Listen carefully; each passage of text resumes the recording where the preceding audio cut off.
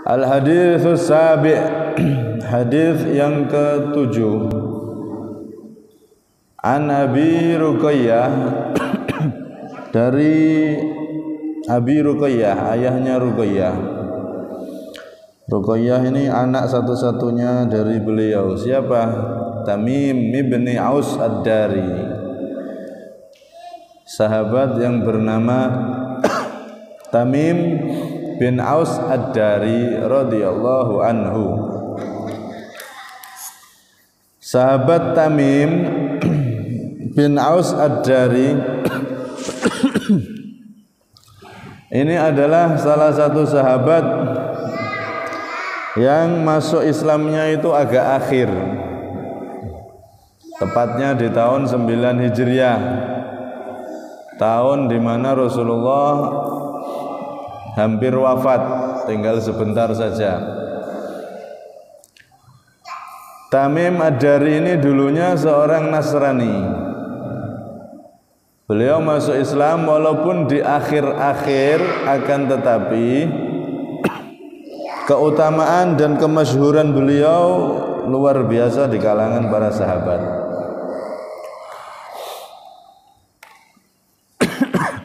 Beliau adalah Tamim bin Aus Ad-Dari. Dari ini adalah tempat asal beliau. Ada yang mengatakan Ad-Dar ini adalah kakek beliau, Tamim bin Aus Ad-Dari. Beliau setelah masuk Islam ikut berjuang dengan Nabi, ikut berperang dengan Nabi. Dan beliau termasuk sahabat yang luar biasa ketaatannya. Sampai-sampai diriwayatkan dalam manaqibnya itu kana yakhtimul Qur'ana fi raqatin. Beliau itu ibadahnya, kalau kita pengen tahu, menghatamkan Quran dalam 1 rakaat. Imam sahabat Tamim bin Aus Ad-Dari ini. 1 rakaat 1 hataman Quran. Ini termasuk salah satu amalan beliau. Karena itu beliau min afadilis sahabat, termasuk sahabat yang paling utama, sahabat-sahabat yang tinggi derajatnya. Semua sahabat itu mulia, itu utama.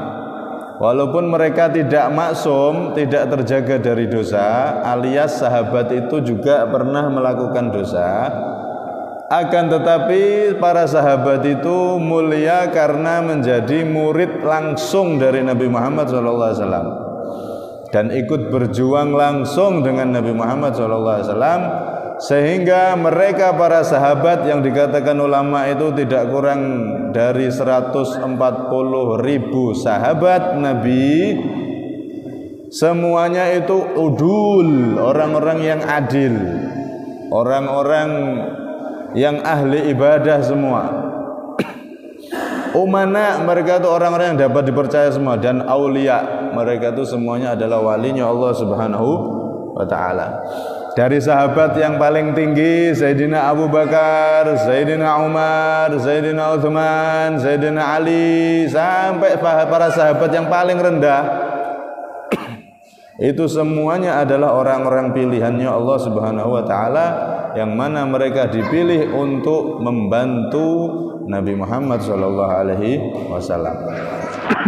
Karena itu, kalau ada orang mengatakan para sahabat itu murtad, keluar dari Islam setelah Rasulullah wafat, itu adalah dusta besar. Itu pendusta, pembohong besar. Ini yang dikatakan Rasulullah ulama ulama ulama-ulama yang jelek. Disebut ulama, disebut kiai, disebut ustadz, disebut buya, wes apapun sebutannya. Tapi kalau mengajarkan sahabat itu setelah Rasulullah wafat itu murtad, dan sahabat itu seperti kalian semua manusia biasa, ngawur itu.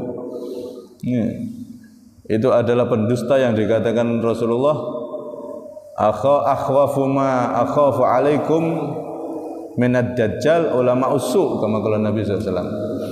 Yang paling aku takutkan bagi kalian wahai umatku, melebihi takutku kepada dajjal, Aku khawatir kalian nanti terkena fitnahnya Dajjal, tapi ada yang lebih aku takutkan fitnahnya. Siapa? Ulama usu. Yang disebut kiai, disebut ulama, tapi mengajarkan ajaran yang sesat. Contohnya sahabat dianggap sudah murtad setelah wafatnya Nabi. Itu adalah penyesatan yang luar biasa. Akidah kita Ahlussunnah wal Jamaah, sahabat itu memang manusia biasa, tapi mereka luar biasa karena sudah berjuang dengan Nabi dan karena sudah mendapatkan nas. Nas itu setempel ridho dari Allah.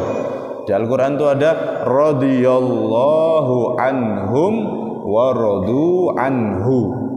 Allah itu ridho kepada semua para sahabat, dan sahabat pun puas ridho dengan Allah Subhanahu wa ta'ala. Ini sudah setempel dari Allah. Para sahabat, iya, memang ada riwayat sahabat yang dia itu mabuk, dia itu maksiat dulunya, tapi setelah ikut Nabi Muhammad mereka bertobat, dan mereka semua, seluruh para sahabat, baik ketika Rasulullah masih hidup ataupun Rasulullah sudah meninggal, sudah wafat, para sahabat semuanya sudah dapat setempel ridho dari Allah Subhanahu wa ta'ala. Lebih-lebih para sahabat yang ikut perang Badar. Oh, i'malu ma syi'tum, kata Allah. Jibril datang sama Nabi Muhammad, "Wahai Rasulullah, ini Allah sudah ridho sama ashabu Badr yang ada 313. Allah mengatakan kepada mereka, i'malu ma syi'tum. Wis kalian mau ngapain, mau beramal apa, Allah sudah ridho. Ibaratnya mau maksiat mau apa, Allah sudah ridho." Itu saking ridhonya Allah sama sahabat. Tapi apakah sahabat terus maksiat? Tidak, justru mereka tambah takut sama Allah, tambah taat sama Allah, tambah bersyukur kepada Allah Subhanahu wa ta'ala. Karena itu hati-hati ya. Terutama yang di media sosial, YouTube ya, yang sering lihat YouTube, ngaji di YouTube itu sampean harus pinter milih. Jangan lihat kajian sembarangan. Bisa jadi kita salah paham, salah memahami tentang sahabat. Oh, berarti sahabat itu setelah Rasulullah murtad semua, keluar dari Islam semua ya. Nah, itu adalah penyesatan yang luar biasa. Na'udzubillah min dalik. Para sahabat itu mereka manusia biasa tapi jadi luar biasa karena sudah dapat setempel ridho dari Allah Subhanahu wa ta'ala. Radhiyallahu anhum wa radu anhu. Kalau sudah ada ayat semacam ini untuk para sahabat, maka kalau masih ada orang yang mengkritik, menghina sahabat, dia adalah orang yang benar-benar jauh dari Allah Subhanahu wa ta'ala, orang yang benar-benar berani kepada Allah Subhanahu wa ta'ala. Itu para sahabat Rasulullah. Kemudian sahabat Tamim bin Aus Ad-Dari ini termasuk salah satu sahabat yang beliau itu luar biasa. Beliau itu luar biasa sampai suatu ketika beliau sampai di Madinah, beliau kan orang Nasrani, bukan asli Madinah. Beliau datang ke Madinah karena ada cerita yang panjang lebar itu sebab beliau Islam, nanti akan kita ceritakan itu. Beliau singkat cerita datang ke Madinah. Pas datang ke Madinah itu beliau membawa lampu, membawa minyak. Saat itu masjid zaman itu kan belum ada lampunya. Akhirnya dikasih lampu lah sama sahabat Tamim bin Aus Ad-Dari ini. Jadi beliau itu pertama kali orang yang memberi lampu, menaruh lampu di Masjid Nabawi. Ini sahabat Tamim bin Aus Ad-Dari. Ketika itu Rasulullah tahu, seneng Nabi. Sampai-sampai apa kata Rasulullah? Nawarta masjidana nawwarallahu alaika fid dunya wal akhirah. Ama wallahi law kana libnatun la ankahtukaha. Engkau wahai Tamim Ad-Dari telah memberi cahaya di masjid kita, Masjid Nabawi. Semoga Allah memberi cahaya kepada engkau di dunia dan akhirat. Ketahuilah, demi Allah, jikalau aku masih punya anak perempuan, maka anak perempuanku akan aku nikahkan kepada engkau. Saking senangnya Nabi kepada sahabat Tamim bin Aus Ad-Dari karena beliau perhatian dengan masjid, dengan mengasih lampu. Ya, terus ini bayari pulsa nih. Bayarin pulsa listrik lampu masjid. Itu salah satu amalan yang dicintai Rasulullah sallallahu alaihi wasallam. Ya. Kemudian ada sahabat yang bilang, wahai Rasulullah, kalau begitu nikahkan dia sama anakku, wahai Nabi. Saat itu dengar seperti itu, sahabat di sebelahnya, Nabi saya punya anak perempuan, kalau begitu nikahkan dia sama anakku. Akhirnya dinikahkan sama anak dari sahabat tersebut. Ya. Nah, sahabat Tamim bin Aus Ad-Dari yang meriwayatkan hadis ini, dulu masuk Islamnya itu ceritanya itu panjang, yang terkenal dengan hadisul jassasah, hadis tentang jassasah. Ya. Jadi suatu ketika setelah Tamim Ad-Dari ini masuk Islam dan menceritakan sebab Islamnya kepada Nabi, maka Nabi Muhammad SAW mengumpulkan para sahabatnya di Masjid Nabawi. Dikumpulkan sama Nabi. Dikumpulkan di Masjid Nabawi.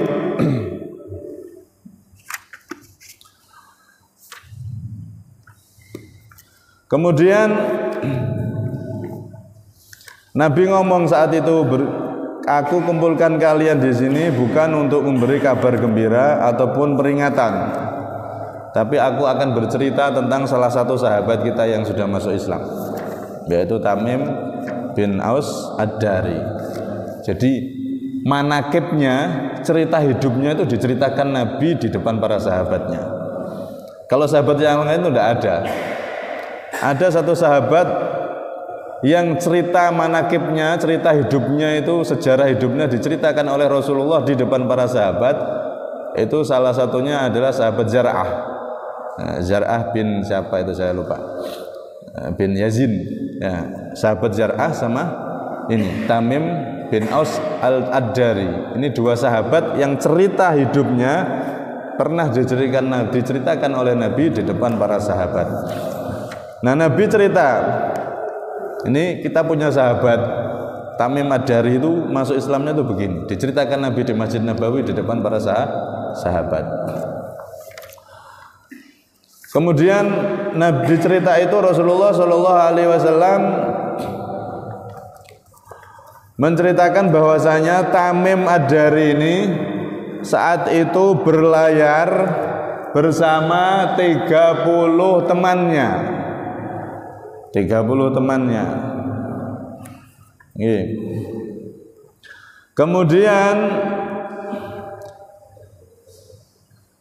30 temannya ini dari suku Lukham sama suku Judam.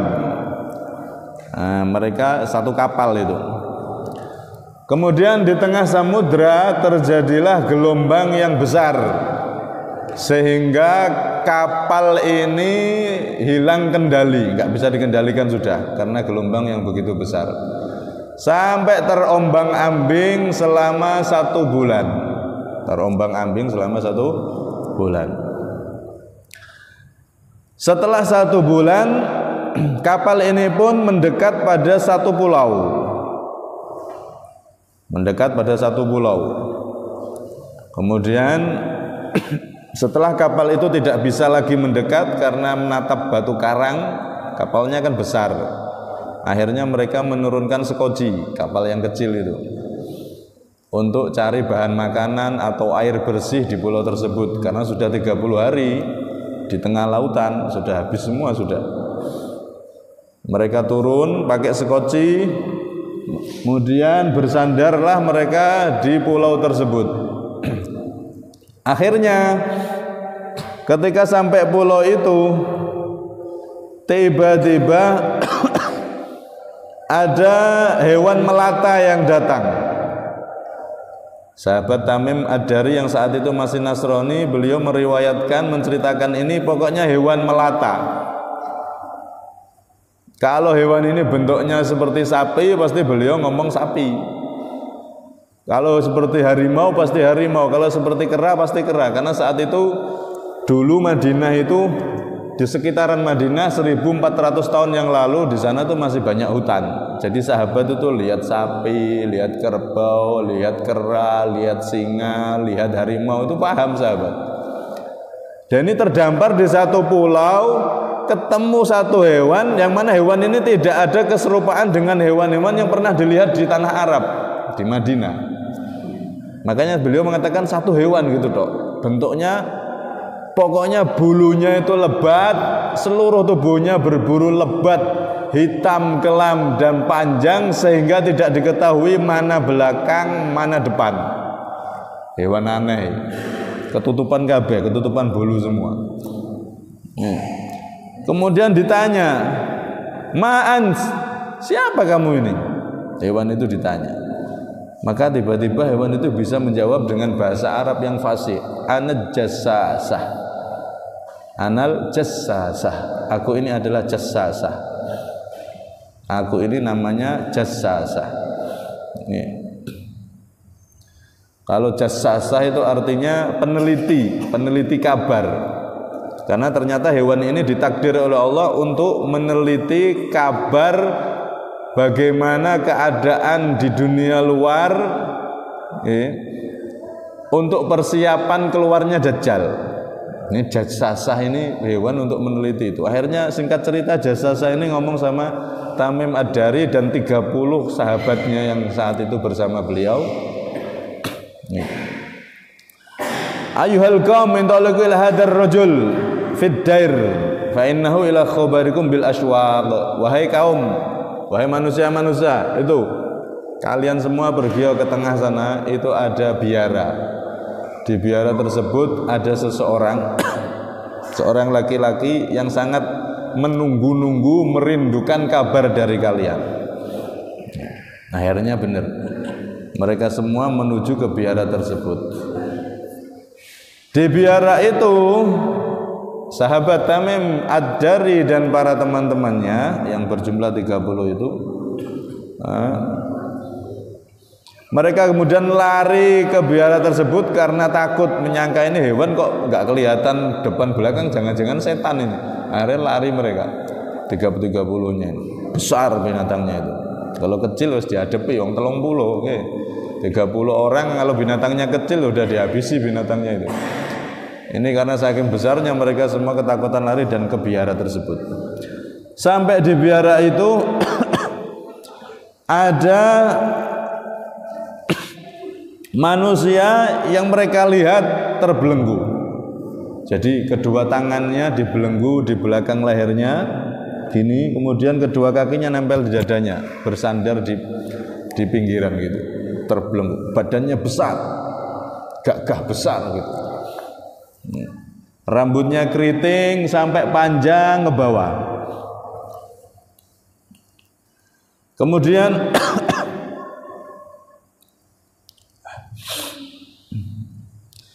tangan dan kakinya itu terbelenggu dengan rantai-rantai yang begitu besar. Maka mereka mengatakan, "Wailak ma'ant." Siapa engkau? Mereka bertanya seperti itu. "Qad qadartum ala khabari fa akhbiruni ma antum." Kalian sudah sampai sini, sudah lihat saya tanya dulu, kalian ini siapa? Maka mereka menjawab, sahabat Tamim dan teman-temannya jawab, "Nahnu unasun minal Arab." Diceritakan itu, kami adalah pemuda-pemuda orang-orang yang berasal dari Arab. Kami itu naik kapal, kena gelombang, tidak bisa mengendalikan, akhirnya terdampar di pulau ini. Dan tadi kami disuruh ke sini sama itu ada binatang jassasah tadi. Diceritakan seperti itu. Akhirnya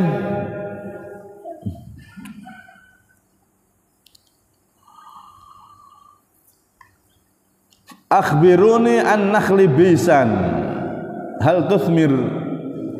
Oh, kalian dari orang Arab. Jadi memang ditakdir oleh Allah ada 30-an orang ini yang pernah melihat manusia yang terbelenggu itu, yakni adalah Dajjal. Ya. Sekarang aku tanya, kabarkan kepadaku dari kebun kurma yang berada di Bisan. Bisan itu daerah Palestina. Ada namanya daerah Baisan. Hal tuthmir, apakah sekarang masih berbuah? Maka dijawab mereka, qulna na'am, ya. Kebun tersebut sampai sekarang masih berbuah. Itu di zaman beliau ya. Nah, kalau sekarang itu tanah Baisan yang kebun kurmanya itu sekarang pohonnya sudah tidak berbuah.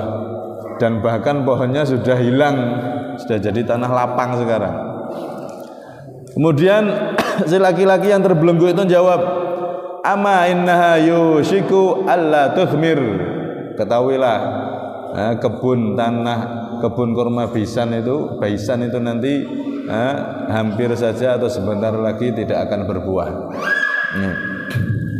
Kemudian tanya lagi, akhbiruni an Buhairah Tobariyah hal fiha ma. Kabarkan kepadaku dari Danau Tobariyah. Kalau orang luar itu nyebutnya Danau Tiberas. Ini terletak di daerah sekarang daerah jajahan Israel itu, Danau Tiberia. Hal fiha ma, apakah masih ada airnya? Masih ada airnya. Sampai sekarang masih, alhamdulillah. Kalau kering Dajjalnya keluar ya. Danau Tiberias ini dalamnya sekitar 45 meter. Kemudian sekarang itu tingginya tinggal sekitar 30 berapa gitu. Jadi sudah ada penurunan sekitar 16 sampai 20 meter. Sudah mulai surut, setiap tahun surut. Kemudian mereka menjawab, hiya katsirul ma. Wah, Danau Tiberia masih banyak airnya saat itu. Maka dijawab oleh orang yang terbelenggu itu, inna ma'aha yusiku ayyadhaba. Sesungguhnya ketahuilah itu nanti airnya juga kering. Akhbiruni an aini zughar. Kemudian saya tanya lagi, pertanyaan keempat ini. Kabarkan kepadaku bagaimana keadaan Ain Zughar, sumber Zughar. Ain Zughar ini diteliti oleh Mufti Mesir dalam hadis sahih ini. Ain Zughar, mata air Zughar itu mana, daerah mana? Maka Syekh Ali Jum'ah, Mufti Mesir, beliau sekarang masih hidup. Nafa'anallahu bi wa bi ulumihi mata'ana batil hayati. Beliau pernah meneliti Ain Zughar itu sekarang terkenal dengan sebutan Laut Mati yang berada di perbatasan Lebanon sama Palestina. Danau besar tapi disebut Laut Mati. Itu 1400 tahun yang lalu namanya Ain Zughar, sekarang berubah nama jadi Laut Mati. Nah, ketika beliau sampai di situ, Syekh Ali Jum'ah dan rombongan itu sampai di daerah itu, maka penduduk setempat itu ngomong, wahai Syekh, dulu itu Ain Zughar ini, Laut Mati ini airnya tuh sampai pohon itu, ditunjuk pohonnya jauh sana.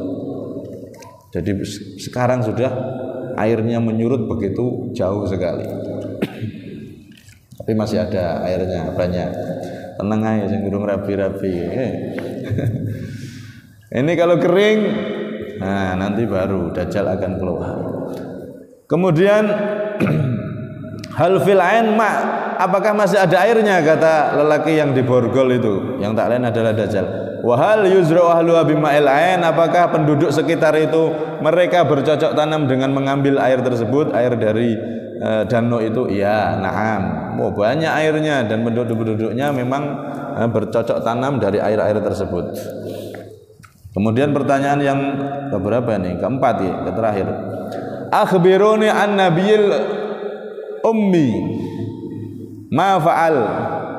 Kabarkan kepadaku tentang Nabi Ummi, Nabi akhir zaman, yaitu Nabi Muhammad.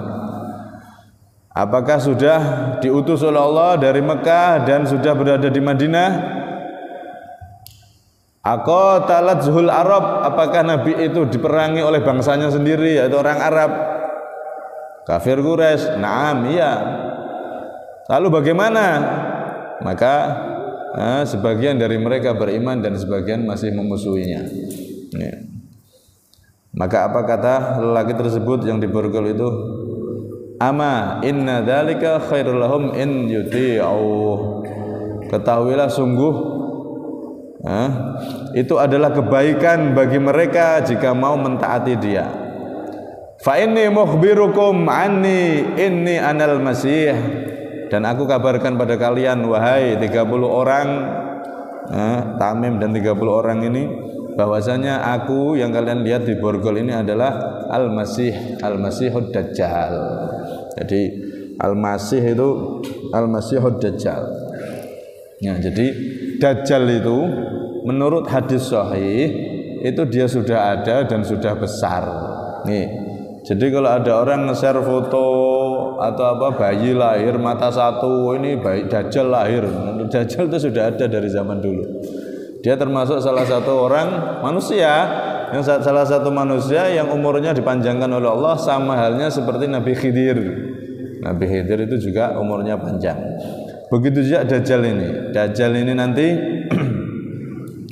dia kalau sudah tanda-tanda itu tadi Nabi Muhammad sudah diutus, sudah, kemudian korma baisan sudah tidak berbuah, sudah, malah sekarang pohonnya sudah hilang jadi tanah lapang, tinggal dua yang belum, apa, Sungai Tiberias yang ada di Israel sama Laut Mati. Itu kalau airnya sudah surut, sudah habis, maka saat itulah Dajjal akan keluar. Dan Dajjal ini termasuk akbaru fitnatin, termasuk fitnah terbesar adalah Dajjal. Dajjal nanti ketika keluar itu awal-awalnya itu disambut di tanah Asbahan. Asbahan daerah Iran. Itu daerah Asbahan atau Asbahan ini sekarang dihuni mayoritas orang Yahudi. Nah, nanti Dajjal itu akan muncul. Pertama didukung oleh penduduk Asbahan 70.000 orang Yahudi. Dia pertama akan mengaku jadi raja.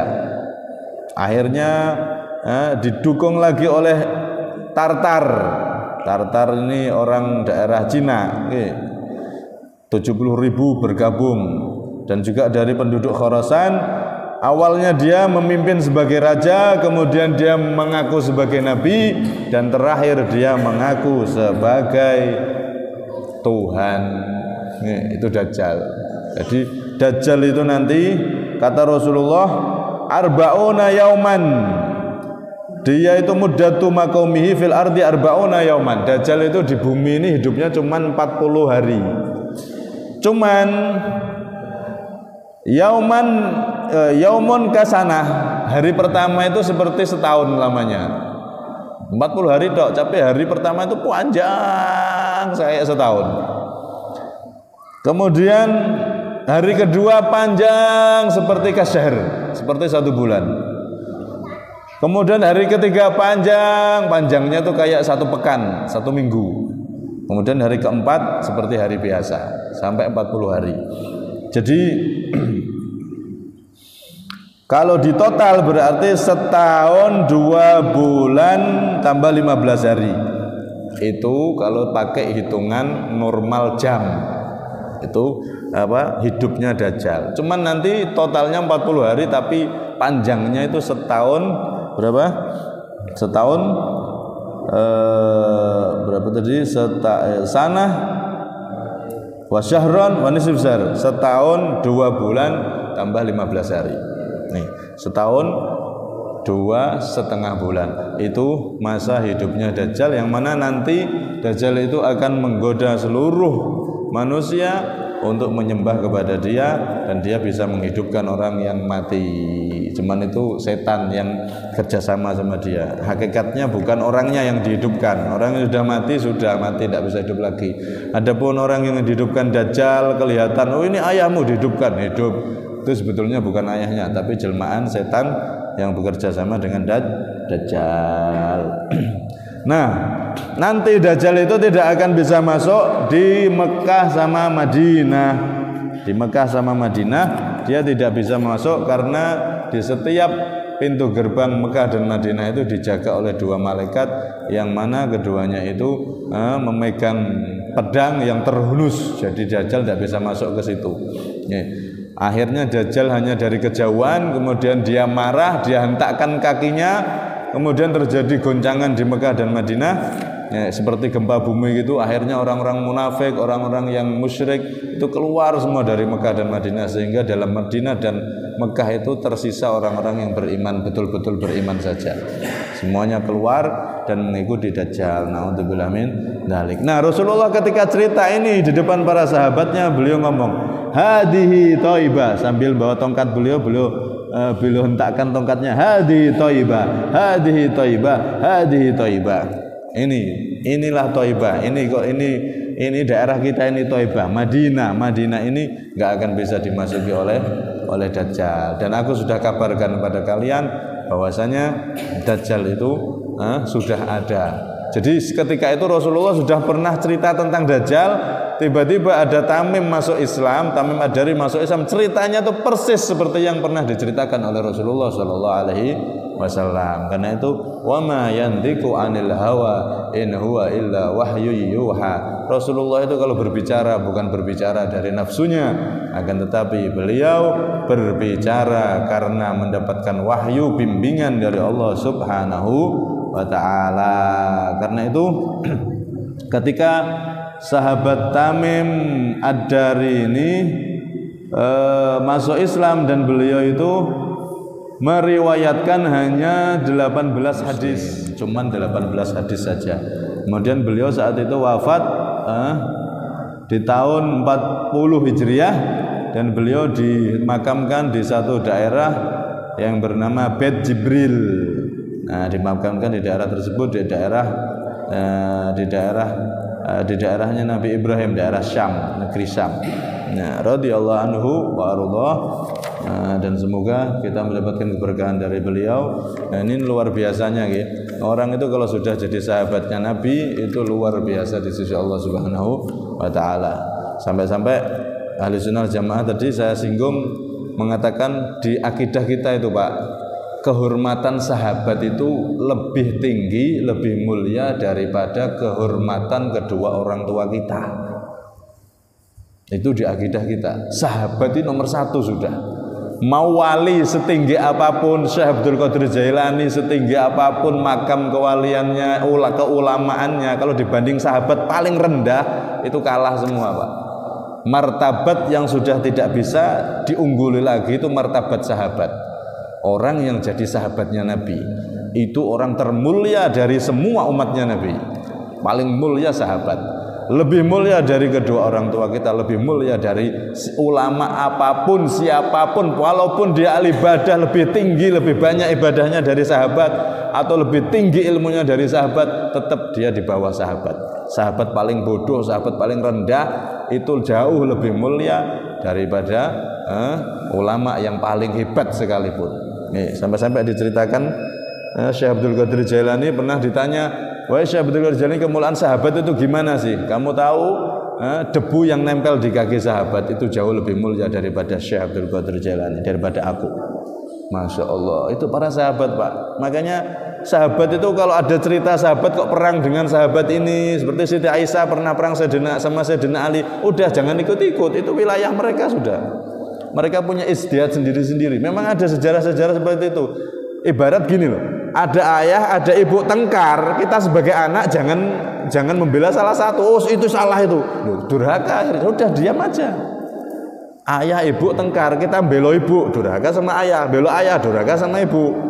Sahabat juga sama, ini makamnya tinggi sudah, kedudukannya tinggi, mereka sudah orang-orang yang sudah dapat ridhonya Allah. Dosa-dosa mereka sudah diampuni oleh Allah Subhanahu wa taala. Jangan malah karena sejarah seperti itu kita menyimpulkan oh sahabat murtad berarti karena sudah saling bertengkar, saling ini murtad itu semuanya sudah. Loh, ngawur itu.